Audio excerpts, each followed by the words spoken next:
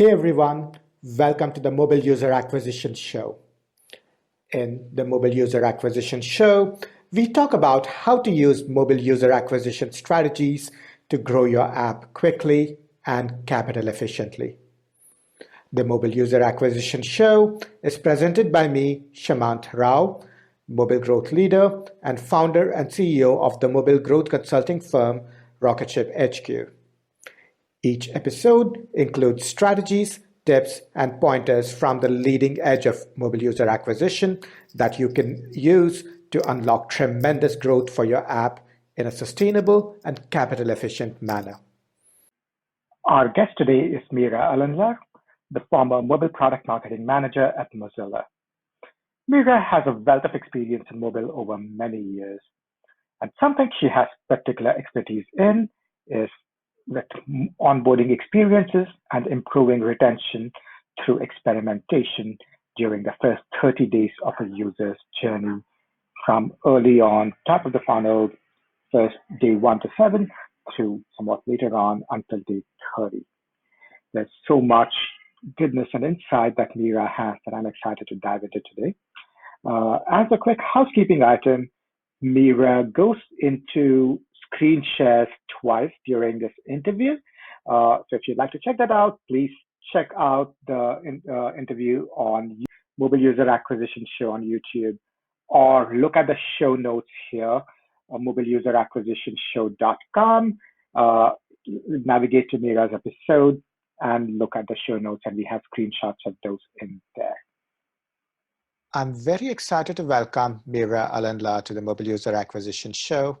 Miray, welcome to this show. Thanks so much. I'm so excited to be here with you and speaking all the cool things about onboarding, retention, and basically super excited to be here today.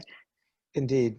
Yeah, certainly excited to have you just talk about all the things that are your superpowers that I've heard from so many people about a lot of your work. So definitely excited for us to dig into all things onboarding, all things first 1 to 7 to 30 days of a user's journey. So to start off, Miray, can you tell us what are the key elements of an onboarding flow? When you say onboarding, what are you talking about? What should a marketer look at and think about as components of the onboarding flow? So I would recommend marketers to team up with their product team to first analyze user reviews. So user reviews are a great resource for you to leverage your messaging strategy. So look at things like what users like most.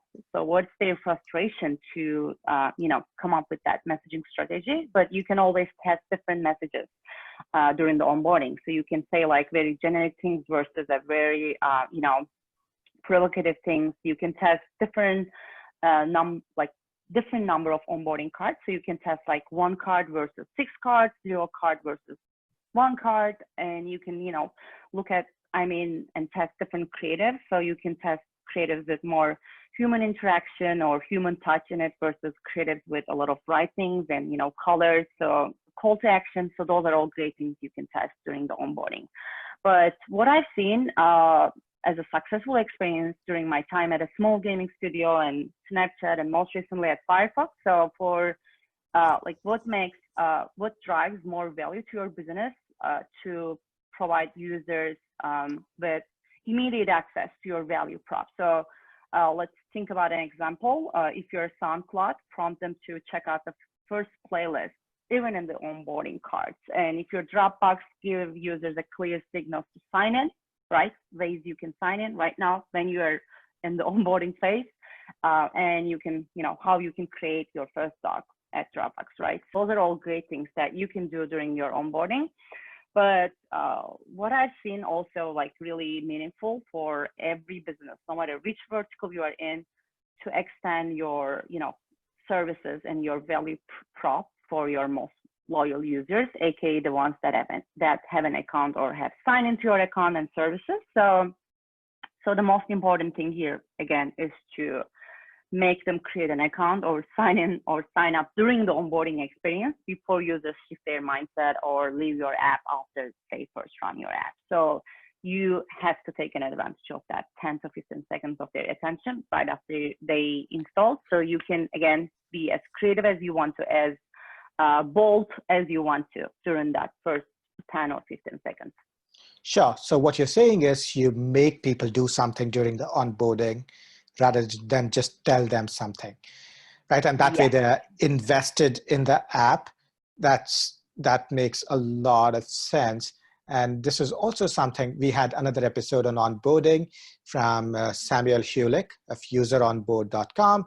He's hilarious, by the way. So anyway, so this is also one of the things he emphasized, which is like a lot of onboarding experience talk, but I think the most effective ones make you do things. And that certainly is what I'm hearing from you as well. And, you mentioned that the creative or messaging that helps users understand an app and what it does and gives them clear instructions. So within a creative, what are some of the things that you have seen to be effective? So first you have to make sure you have a backlog of ideas where you could test first and get some learnings, right? So again, with creatives and messaging, you can test the most provocative ones that has a very strong element of product value, urgency, and reward, right? You can tell them in your creative as well as in your messaging. And you can say things like, you will have a better experience, or we will actually genuinely improve your experience while not being super annoying. So those are really important elements. That where you can blend in your creative and your messaging, but what I think what is more important right now, and something I've seen across again various app verticals, is something called extended onboarding. So you don't want to stop testing and finding your best onboarding experience so that less people join, but you also want to extend your value prop. Educate users, like continue reward them and provide the best experience based on their life cycle. Yeah, that makes sense. And when you say extended onboarding, can you unpack that and tell us what that means? And ideally, if you have an example, that would be helpful in helping people understand the specifics of what that means. Totally. So I think extended onboarding is not a really new concept. It's basically a way to understand your segments and nature of your users to nurture them accordingly. So it's a continuous onboarding experience with users throughout their life cycle. So you are not, stopping to tell users what's going on within the app, right?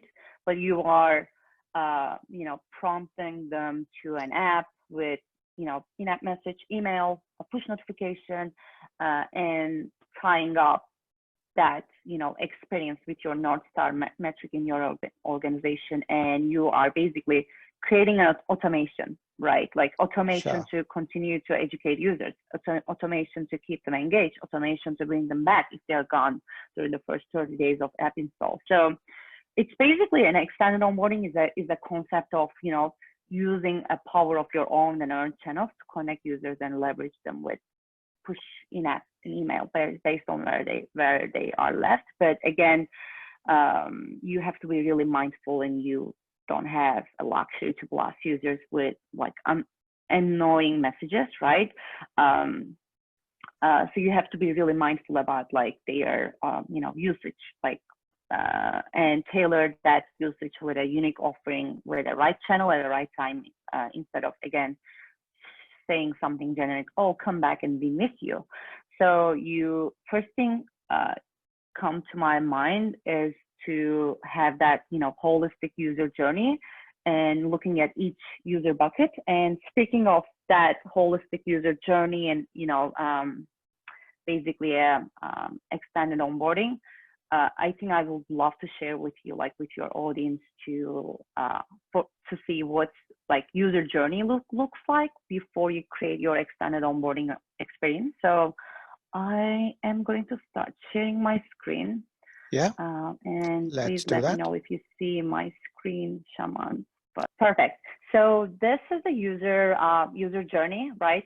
Before we think about our extended onboarding experience, those are the things that we can, take into consideration. So user journey here is basically your different user buckets. So like I'm also trying to share with my mouse right now. So there are, different segments of users, right? The ones that are coming from your paid acquisition, the ones that are coming with, blog posts or, or word of mouth, right? So you have to create like different user buckets. And I believe your MMP can help you to do that with, quite different deep links. And you have this, buckets, right? Like who are my stagnant users, who are my active users, and who are going to be churning within the next 2 weeks, right? So once you have that, and now you are talking about like what's really left in your, pockets, right? So your existing activated users, so the ones that are actually highly active, perfect, right? Like they are doing, they're opening up the app in the like maybe 7 times in like every day, right? Or maybe every 2 days, 3 days. That's perfect. But the ones that are going to be stagnant out of those active, those are the ones that you have to think about your re-engagement strategy, like your campaigns that tailor to those unique groups. Because again, there's going to be a huge part of those who will be churned in the next, again, couple of weeks. So once you have that, like your user map and each user bucket, every day as a marketer, you need to, run fresh queries to see how many of them are on those buckets, and if there is any migration in between those buckets, right? To prioritize your strategy to, see what's most important to make sense, or run or launch. So that's really important. And that's the biggest part of having a robust expanded onboarding experience. Once you have this, buckets and basically user maps is planned and tracked every day. So I'm going to stop sharing, and I'll see what you think about this. Yeah, no, that is very helpful in having that be visually clear. And for what it's worth, for those of our listeners who are going to be on audio, we will share a screenshot of what you were just showing, and we'll post that with the show notes so they can follow along. Right? So we'll definitely do that. And I think that's definitely an astute way to think about the different buckets of users and target them. And when you're targeting these different types of users, different buckets of users, a marketer will have very different channels available to them, right? So you can target them via PNs, in-app messages, emails, and of course, there are retargeting ads. How do you recommend thinking about these multiple channels? And how do you recommend thinking about making sure they don't conflict with each other?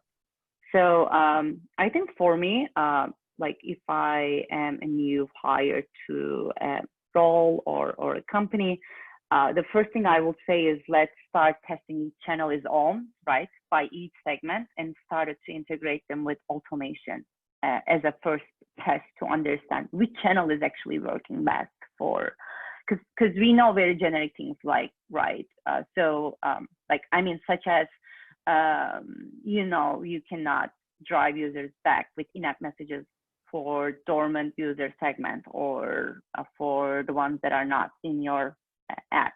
So you have to use push notification for those. And the ones that are active in your app, providing them a really rich experience with in-app is unique.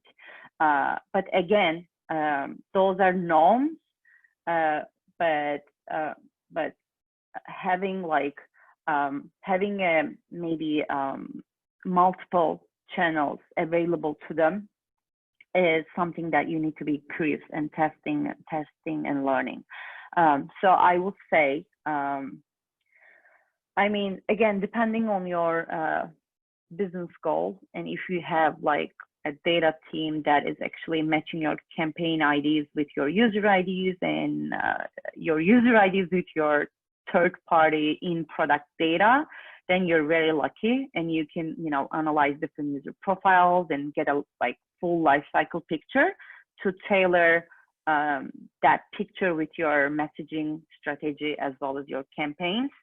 So that's something you can do. But if you don't have those you know, resources available to you, you can always start testing each channel for each different segments and collect that benchmark, and maybe create a robust, you know, automation with emails, push, and in-app included in it. I want to actually give you a funny example where we can see that Sure. single channel has actually worked best for us once upon a time. Yeah. Because the goal was to, you know, create a consistent messaging across different channels for a cross-sell purpose, right? So we were thinking to launch a new product, and to do that, we thought like, let's just speak the same language in email, push notification, and in-app messages.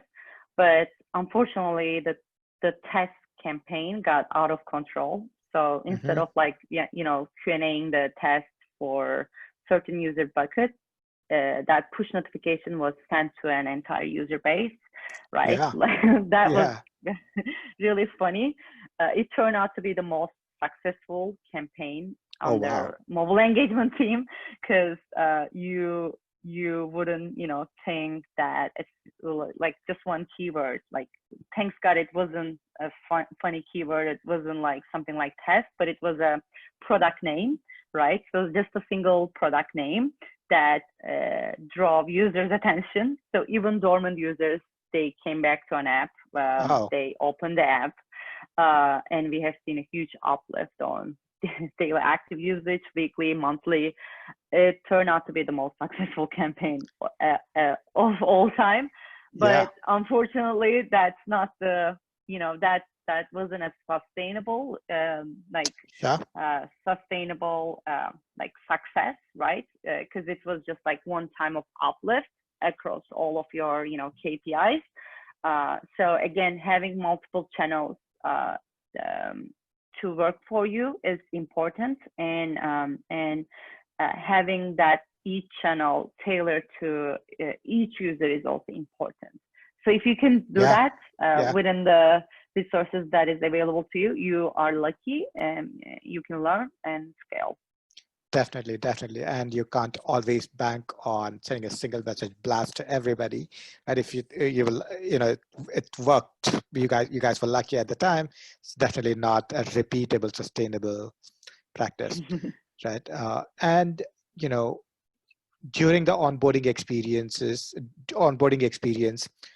what are some of the messages or user touch points that you would consider highest priority for automation?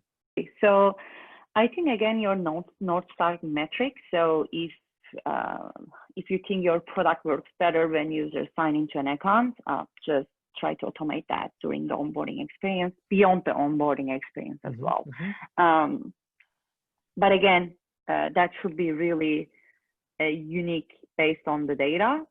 So you know, like maybe I can share you the segment by strategy approach that I had with my team when I was at Firefox. Things that we can automate during the first 7 days, first 15 days, 45 or 60 days and beyond. So let me quickly share my screen with you, at least to give folks an idea of you know, how they can create that segmentation by strategy approach within their organization. So I will be quickly sharing my screen again. Perfect.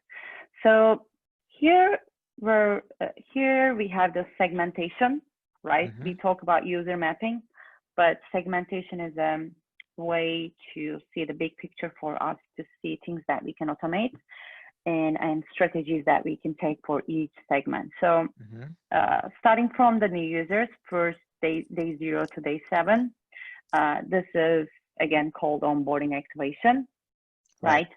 Anything that you tell in the onboarding, because we are talking about the most important action that we want users to take.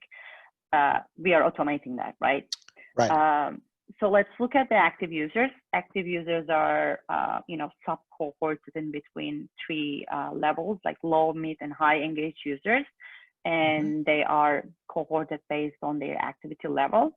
So things that you can automate for those are different products and services or educational material that you have in your business. So you can always, automate things like, oh, we have this product XYZ, check it out, and improve your experience, or be a first tester, be early adopter, things like that, right?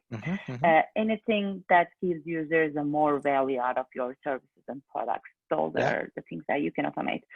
But when it comes to your stagnant users that are also sub-cohorted in three different layers, right? At risk, lapsed, and dormant. So at risk are the ones that are like between 8 to 28 days, like the ones that are going to be churned in the first month. So those are, I think that group is really important, that you want to bring those back to the active user segment with a churn prevention automation. So what is churn prevention automation is something that they haven't done in the last 28 days, but they may be interested, right? Again, it could be a different product and services, as well as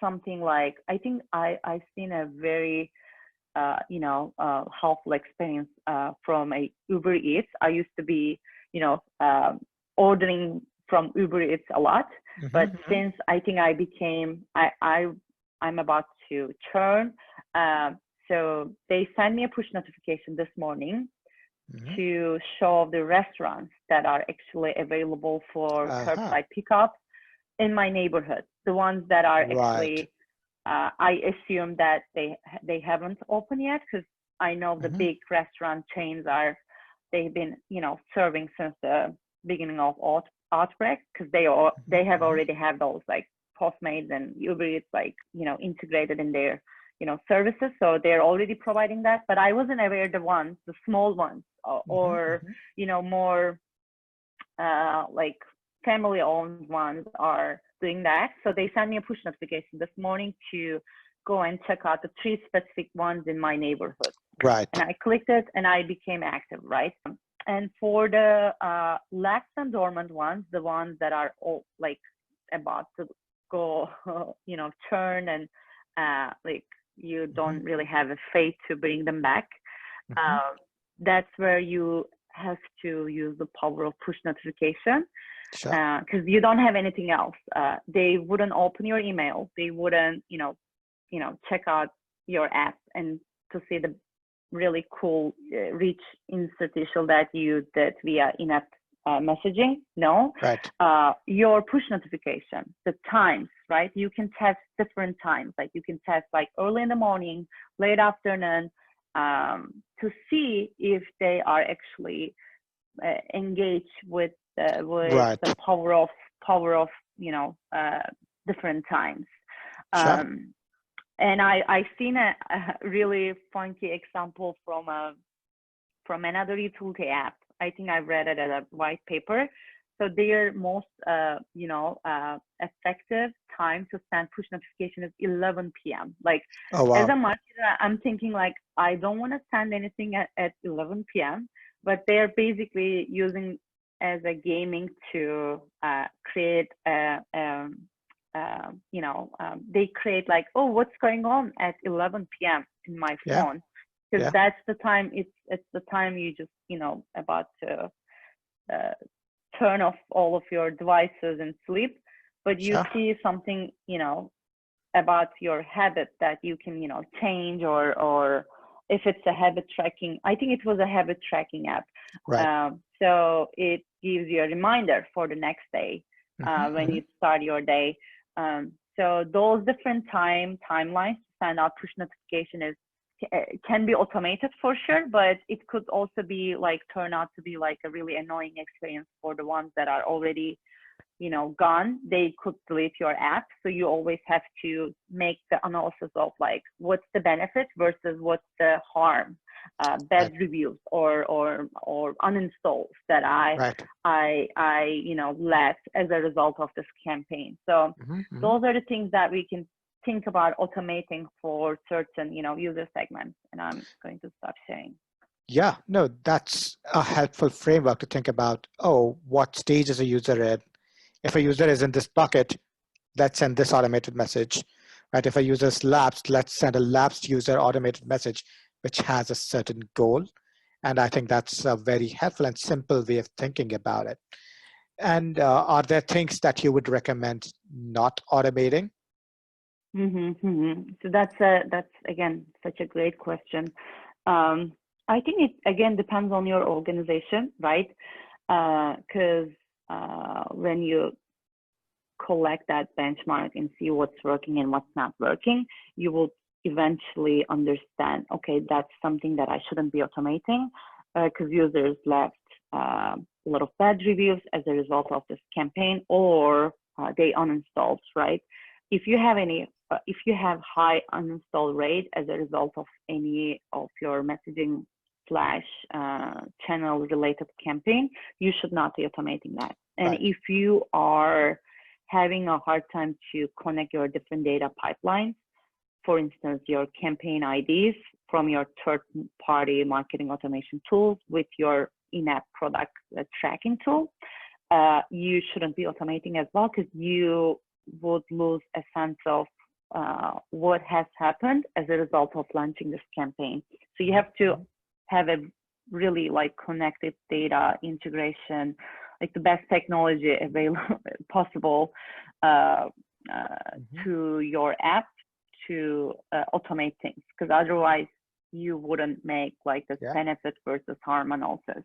And if you haven't set a common KPI, or if you don't have shared goals with product organization, that is also something where you shouldn't automate your campaigns, because the things that you're actually creating, right, couldn't be really helpful for product organization. So if you're driving usage to, as a result of automation, but they are about to, kill that app, or they wanted to, or they're not launching any new features or services for that particular product, then why would you automate users to a bad experience or to a bad, Right.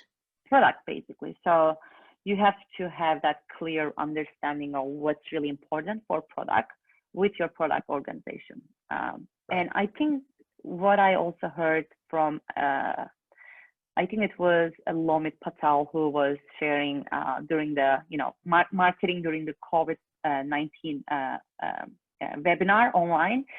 So he said, which I found it also helpful and, useful for the organization that I've worked at.